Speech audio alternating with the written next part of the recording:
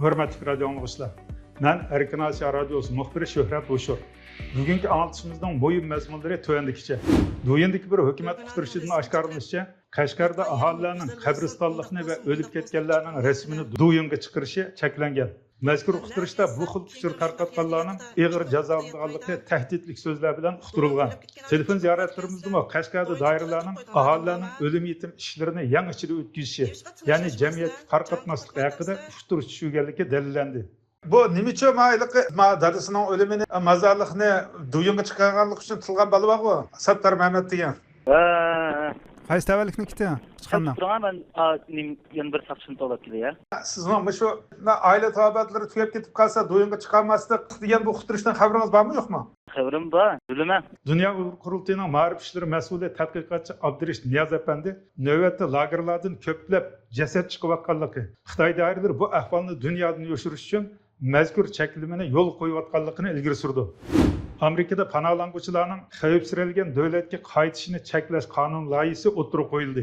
Loyihada siyosiy panohlanuvchilardan xavfsiralgan davlatga, ya'ni o'zlari ilgari shikoyat qilgan davlatga qaytganlarning panohligini qabul qilmaslik, fuqarolikka o'tib bo'lgan bo'lsa, fuqarolikni bekor qilish taklifi sunilgan. O'tgan hafta Markaziy Amerikadagi Hammaga adolat tashkilotining Uyg'urlarni qo'g'dash tarmoqi bayonot e'lon qilib, yuqorqi qonun loyihasini qizg'in qo'llaydiganligini bayon qildi.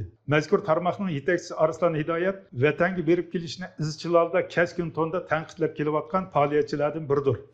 Navbatda Amerikada yashayotgan sobiq korxonchi chet el til ma'rifchisi Qasimjon Qashqar Nyu-Yorkdagi Kulman olimlar va yozuvchilar markazining tadqiqot mukofot programmasiga tanlandi. Program bo'yicha Qasimjonga Nyu-Yorkdan 9 oyga qadar maxsus ishxona ve kerakli tadqiqot aslahalari ve $90,000 xarajat puli berildi.